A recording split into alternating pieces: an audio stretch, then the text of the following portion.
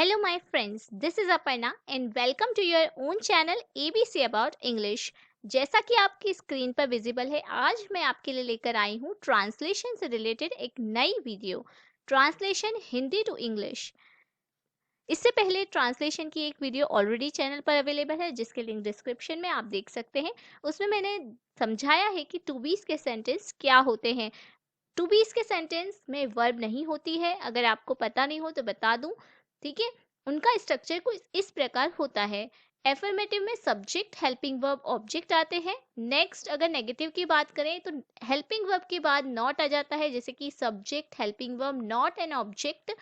और interrogative sentence की बात करें तो हेल्पिंग वर्ब पहले आ जाता है सब्जेक्ट के, यानी कि helping verb plus subject plus object और फिर क्वेश्चन मार्क। अब आप ये सीक्वेंस याद रखिएगा, क्योंकि हम इसी से रिलेटेड आज सेंटेंस बनाने वाले हैं। तो टू बीज के सेंटेंस में वर्ब नहीं होती है और सब्जेक्ट, हेल्पिंग वर्ब, वर्ब ये एफर्मेटिव सेंटेंस का स्ट्रक्चर होता है। अगर नेगेटिव बनाना है, हेल्पिंग वर्ब के बाद नॉट लगा दीजिए, और अगर इंट्रोगेटिव यानी कि क्वेश्चन मार्क, प्रश्नवाचक बनाना है तो हेल्पिंग वर्ब को सब्जेक्ट के आगे ले आइए। ठीक है, चलिए बनाते हैं नेक्स्ट। अब देखते हैं कि कितने टाइप के टेंस होते हैं। इनमें 3 टाइप के टेंस होते हैं, जैसे कि प्रेजेंट टेंस यानी वर्तमान काल, पास्ट टेंस यानी भूतकाल, और फ्यूचर टेंस यानी कि भविष्य काल। अब हेल्पिंग वर्ब की बात करते हैं तो प्रेजेंट टेंस में लगती है इज, एम, आर, पास्ट में वॉज, वर, और फ्यूचर में लगती है will be, shall be. Present tense के टू बीज का ट्रांसलेशन हम ऑलरेडी वीडियो में कवर कर चुके हैं। आज हम पास्ट टेंस का ट्रांसलेशन देखेंगे, पास्ट टेंस के टू बी सेंटेंस का ट्रांसलेशन देखेंगे। अब बात आती है हेल्पिंग वर्ब की। तो helping verb according to subject लगते हैं, जिस टाइप के सब्जेक्ट होंगे उसी टाइप से हमारे हेल्पिंग वर्ब होंगे। तो हम आगे बात करते हैं वॉज और वर की, यानी कि पास्ट टेंस की, भूतकाल की। तो हम देखते हैं कि वॉज और वर का यूज कहाँ और कैसे किया जाता है। तो देखिए, आई, ही, शी, इट और सिंगुलर नाउन के साथ वॉज का यूज किया जाता है। वहीं पे वी यानी हम, यू, तुम, दे यानी वे, और प्लूरल नाउन के साथ वर का यूज किया जाता है।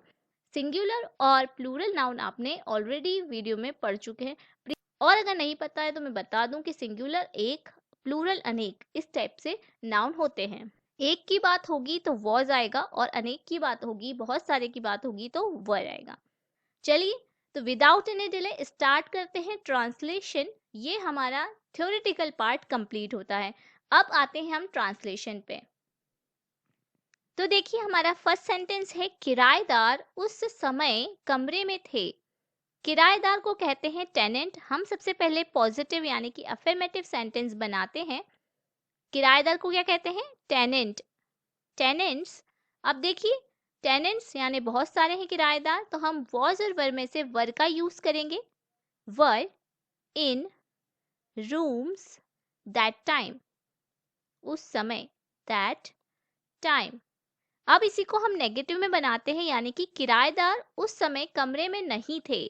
इसको बनाने के लिए क्या करेंगे हम? टेनेंट वर, वर हमारा क्या है? हेल्पिंग वर्ब है। उसके बाद हमें लगा देना है not in rooms that time.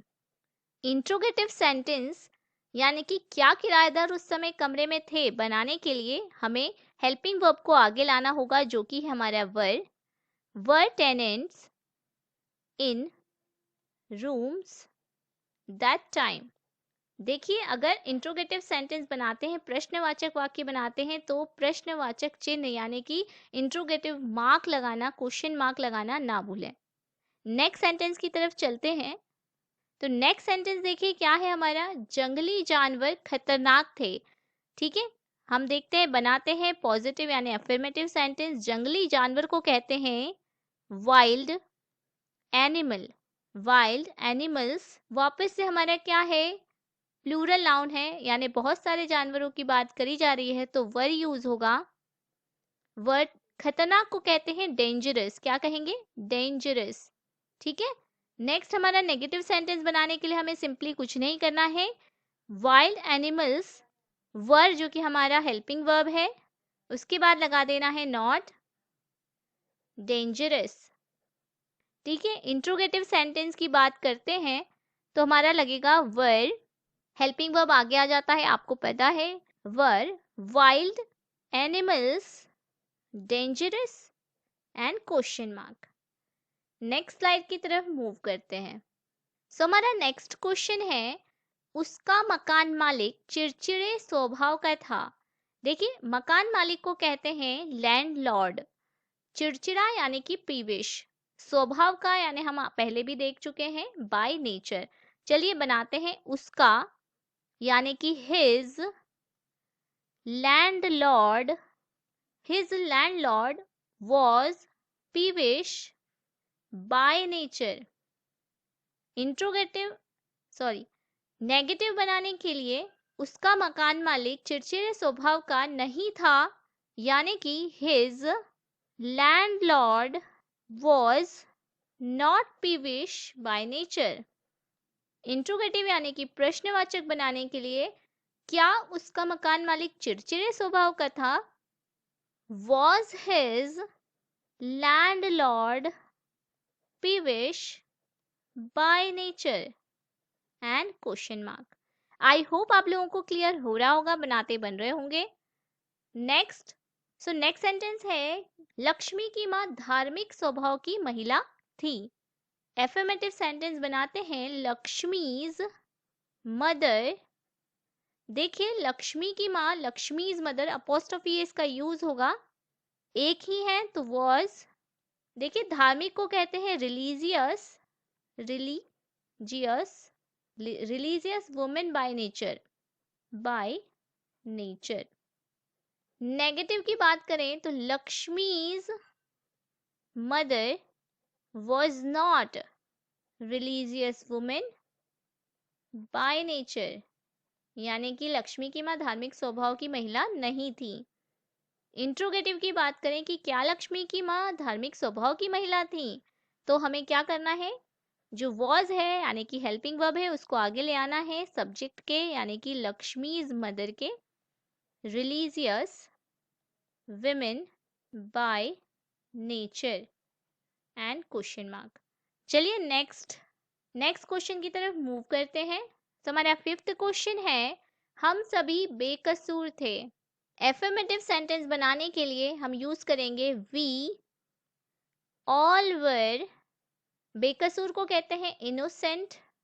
Next, negative की बात करते हैं तो हम सभी बेकसूर नहीं थे, we all were not innocent. और इंट्रोगेटिव यानी कि क्या हम सभी बेकसूर थे, सो वर जो हमारा हेल्पिंग वर्ब है वो आगे आ जाएगा, were we all innocent and question mark. Next sentence की तरफ मूव करते हैं। सो हमारा नेक्स्ट सेंटेंस है, तुम ईमानदार व्यक्ति थे। तो तुम के लिए लिखेंगे यू के साथ वर यूज होता है as an helping verb.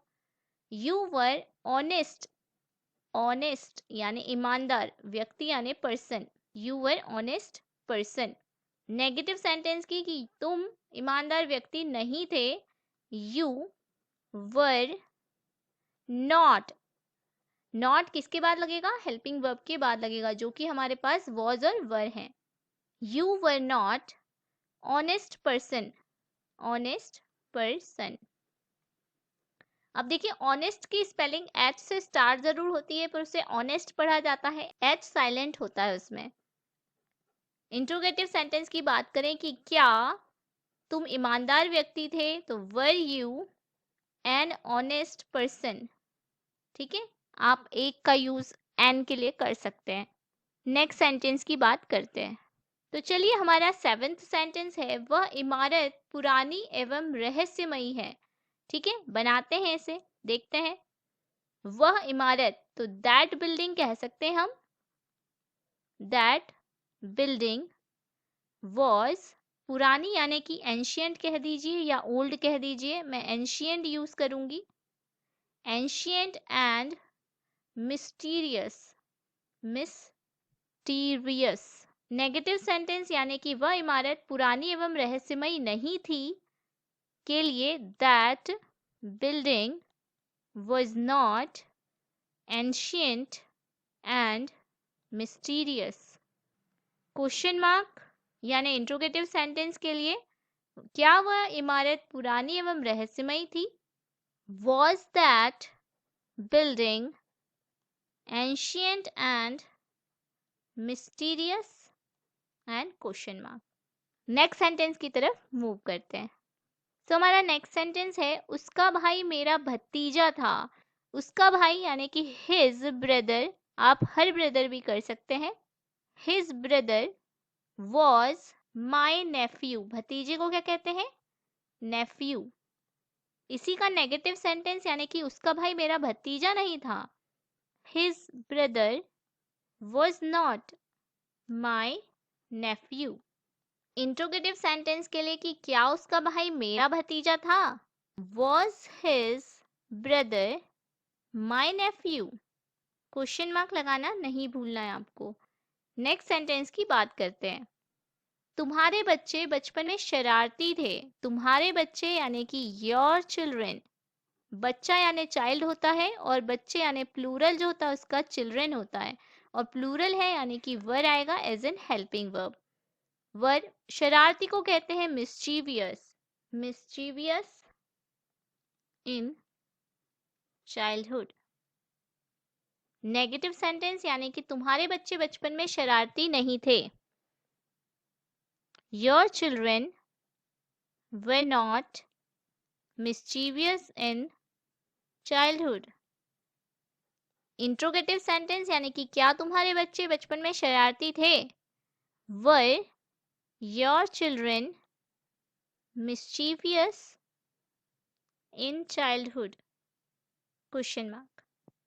Next sentence की तरफ मूव करते हैं। ये हमारा 10th सेंटेंस है।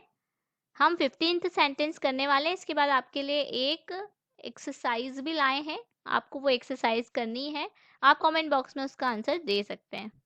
तो हमारे नेक्स्ट सेंटेंस यानी 10th सेंटेंस है, मुजरिम अग्रिम जमानत पर जेल से बाहर था। देखिए इसमें काफी ज्यादा वोकेबलरी मिलने वाली है, जैसे कि मुजरिम। मुजरिम को कहते हैं क्रिमिनल। क्रिमिनल। अब क्रिमिनल हमारा सब्जेक्ट हो गया, और उसके बाद एक ही है तो वॉज आएगा as an helping verb was. कौन सा पार्ट कब बनाना है सेंटेंस में, ये आपको करते करते ही आएगा। क्रिमिनल वॉज तो जेल से बाहर बनाना है अभी आपको। आउट ऑफ जेल अग्रिम जमानत पर, ऑन अग्रिम जमानत को कहते हैं एंटीसिपेटरी बेल। एंटीसिपेटरी बेल अग्रिम जमानत। ठीक है, नेगेटिव बनाते हैं। अब एक पॉजिटिव बन गया है यानी अफर्मेटिव बन गया है। नेगेटिव बनाने में ज़्यादा प्रॉब्लम नहीं आएगी, क्योंकि हमें सिर्फ वॉज यानी कि हेल्पिंग वर्ब के बाद नॉट लगाना है। तो हम सिंपली क्या करते हैं, criminal criminal was not out of jail on anticipatory bail. Interrogative sentence की बात करें तो इसमें क्या होगा कि क्या मुजरिम अग्रिम जमानत पर जेल से बाहर था? तो was criminal out of jail on anticipatory bail. अब बात करते हैं इस सेंटेंस की वोकेबलरी पर। तो मैंने जेल को जेल ही लिखा है, जबकि इसके लिए अदर वर्ड्स भी होते हैं जैसे कि डंजियन या फिर प्रिजन। ठीक है, आप वो भी यूज कर सकते हैं। चलिए नेक्स्ट सेंटेंस की बात करें। क्रिमिनल के सिनोनिम भी काफी ज्यादा हैं, वो भी आप यूज कर सकते हैं। क्रिमिनल की जगह कुछ और भी यूज कर सकते हैं। नेक्स्ट हमारा सेंटेंस है, उनमें से एक मेरा बचपन का साथी था। उनमें से एक को कहते हैं वन ऑफ देम। अब देखिए वन ऑफ देम, देम भले ही प्लूरल हो पर बात हम एक की ही कर रहे हैं, उनमें से एक की, तो हमारा वॉज ही एज एन हेल्पिंग वर्ब आएगा। One of them was my childhood friend. Negative की बात करें कि उनमें से एक मेरा बचपन का साथी नहीं था। One of them was not my childhood friend. Interrogative sentence की बात करते हैं तो was one of them my childhood friend and question mark. हमारा नेक्स्ट सेंटेंस है, वह नई फिल्म बहुत ही रोचक है। इसे बनाने के लिए यूज करेंगे that new movie was very interesting. रोचक को क्या कहेंगे? इंटरेस्टिंग। इसी का नेगेटिव यानी कि वह नई फिल्म बहुत ही रोचक नहीं है। That new movie was not very interesting। An interrogative sentence के लिए कि क्या वह नई मूवी बहुत ही रोचक थी? Was that new movie very interesting? And question mark. Next sentence देखते हैं कि सारे ही सिक्के खोटे थे। सारे ही सिक्के यानी ऑल द कॉइन्स, और बहुत सारे हैं तो वर लगेगा। खोटे के लिए आता है फेक, या आप यूज बोगस भी कर सकते हैं। ठीक है। नेगेटिव की बात करते हैं कि सारे ही सिक्के खोटे नहीं थे। All the coins were not bogus. And interrogative की क्या सारे ही सिक्के खोटे थे? Were all the coins bogus? Question mark. Next sentence है कि मैं एक लापरवाह व्यक्ति था। इसे बनाने के लिए आई के साथ लगता है was. I was a careless person. लापरवाह को आप केयरलेस पर्सन भी बोल सकते हैं, केयरलेस, या आप बोल सकते हैं अनटाइडी पर्सन। आपकी वोकेबलरी जितनी ज़्यादा स्ट्रॉन्ग होगी उतना ही ज़्यादा तरीके से आप इस सेंटेंस को बना पाएंगे, या किसी अदर सेंटेंस को भी। आई वॉज नॉट, मैं एक लापरवाह व्यक्ति नहीं था। I was not a careless person.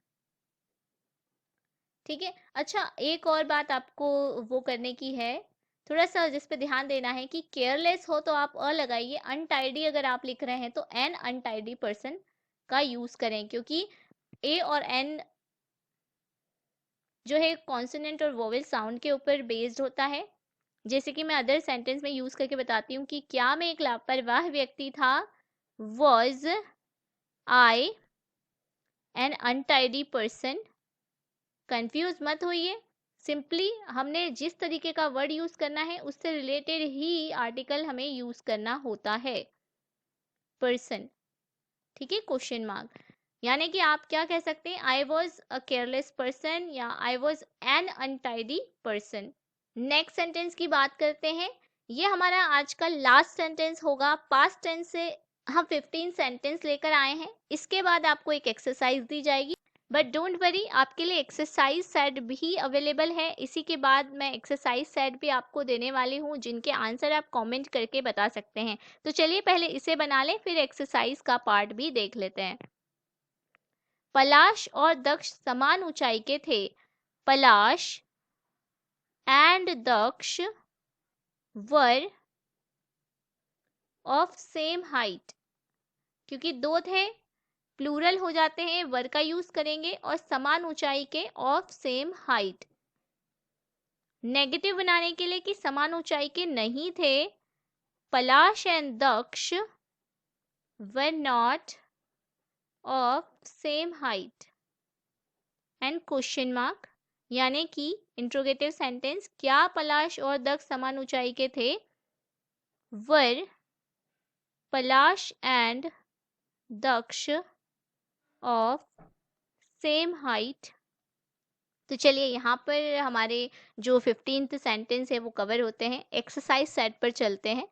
तो ये देखिए आपके पास एक्सरसाइज है, और इसमें एक बेनिफिट आपके लिए ये है कि अभी मैं जो आपके लिए बना रही थी वो एक सेंटेंस से 3 सेंटेंस बन रहे थे, पर ये जो एक्सरसाइज है आपको इस तरीके से नहीं करना है। अगर ये एफर्मेटिव में सेंटेंस दिख रहा है आपको तो एफर्मेटिव ही बनाएंगे, मतलब तो एक हिंदी के वाक्य का इंग्लिश में एक ही सेंटेंस होगा, 3 नहीं होंगे। ठीक है। तो ये एक आपके लिए बेनिफिट है कि आपको एक ही बनाना है, 3 नहीं बनाना है। इसके आंसर आप कमेंट में दे सकते हैं। सो एक्सरसाइज का फर्स्ट सेंटेंस है, सारे ही जवान बहादुर थे। जवान को सोल्जर कहेंगे और बहादुर को ब्रेव।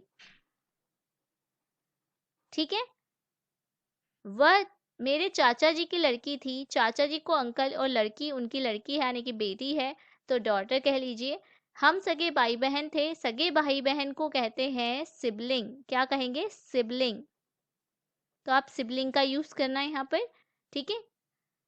नेक्स्ट, अब देखिए ये 3 जो सेंटेंस हमारे पहले गए हैं 1 2 3 वो एफर्मेटिव के थे। ये आपको 3 जो 4 5 एंड 6 हैं वो आपको नेगेटिव में बनाने हैं। मेरी त्वचा तेलीय नहीं है। त्वचा को स्किन कह दीजिए और तेलीय यानी कि ऑयली। ठीक है। नेक्स्ट, शीला के बाल, बाल यानी हेयर, घुंघराले नहीं थे। घुंघराले को कहते हैं करली। ठीक है।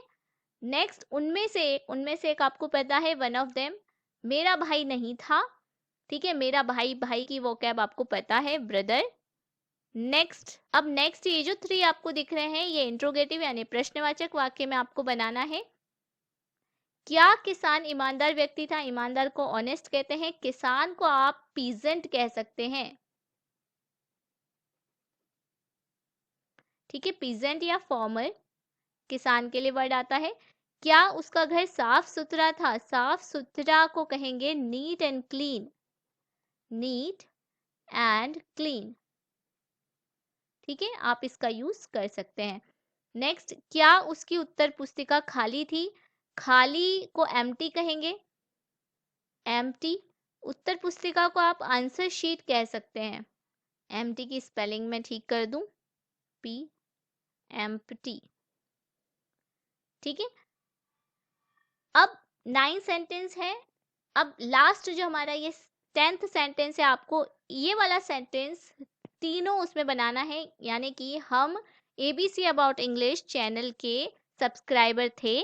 हम ABC अबाउट इंग्लिश चैनल के सब्सक्राइबर नहीं थे। और क्या हम ABC अबाउट इंग्लिश चैनल के सब्सक्राइबर थे? इस तरीके से आपको एफर्मेटिव, नेगेटिव और इंट्रोगेटिव तीनों में ये सेंटेंस बनाना है। और एक बात का खास ध्यान रखिए कि आप आंसर देते वक्त नंबरिंग ज़रूर डालिए कि आप किस नंबर का आंसर कर रहे हैं। यानी 1 to 10 जिसका भी आपको डाउट है या आप सारे भी लिखना चाहते हैं तो आप नंबर ज़रूर डालिए। सो चेक करने में मुझे भी इजी होगा और कमेंट में दूसरे जो पढ़ने आते हैं उनके लिए भी आंसर फाइंड करना उतना ही सिंपल होगा। तो चलिए यहीं पर हमारी आज की वीडियो एंड होती है। आप लोगों को कैसी लगी? और अगर अच्छी लगी है तो लाइक करिए, चैनल पे नए हैं तो सब्सक्राइब कर दीजिए। और अगर आपके आसपास ऐसे लोग हैं जिनके लिए ये वीडियो बेनिफिशियल हो सकती है उन्हें ज़रूर शेयर कीजिए, because sharing is caring friends. इसी के साथ हम मिलते हैं नेक्स्ट वीडियो में। Till then, good bye, see you. So how was it? You like it? Right? Yippee! Comment us if you have any doubt. Don't forget to like, share and subscribe to our channel. We will meet in the next video. Goodbye.